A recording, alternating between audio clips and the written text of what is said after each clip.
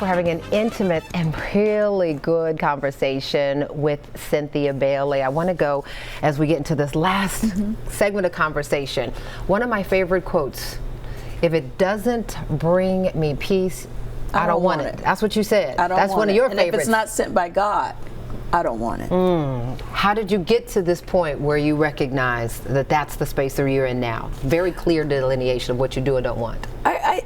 Just lessons, living life. I am a woman of a certain age.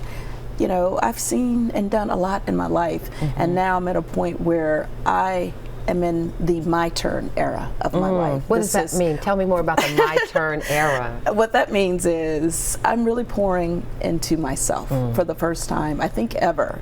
From even early on when I was talking about my mom, I was like, okay, I gotta make sure my mom is good, and then I became a mom. I got to make sure Noelle is good. My mom is great. Noelle is grown. She's fine, and I'm rebuilding and started over my life now, professionally and personally. I've transitioned from reality TV to acting, and I'm starting all over in my dating life. So it's my time. It is your time, and doing so a lot more privately now, right? Yes. Since you don't have to do it with the lights and cameras and a crew watching your whole life. How do you move differently now in that space? Because you do say you are still open to finding the one that God has for you. So open to finding love.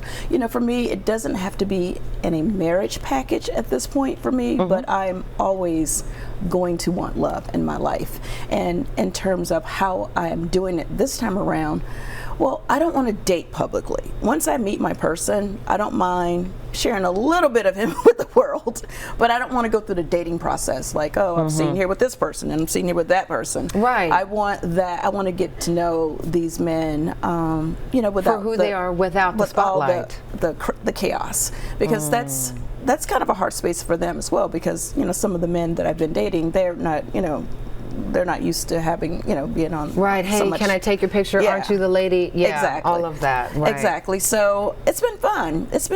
I've met some great people. I'm not in anything serious with anyone, but there is someone that I really like and I do enjoy going on dates with. So we'll see. Good. We'll see. I'm glad God's to hear will, that. Not my will be done. Yes, indeed. Yes, indeed. And that God's will component is where I sort of want to wrap things up in terms of pouring into, you said you're pouring into yourself, but you still want to be this model, the poster child, if you would, for finding inner peace and holding strong to it. What does that look like for you and for the sisters in your circle? How do you all move in this space now? Oh, wow. For what it looks like for me is just really creating time in my busy schedule to just be still. And I know that sounds crazy, but do you have to assign that time? I do. I take a day. I take a day, one day a week. Most days it's on Sunday. Good. Yes. And if I feel like I need another day in the week other than Sunday as well, then I'll take 2 days.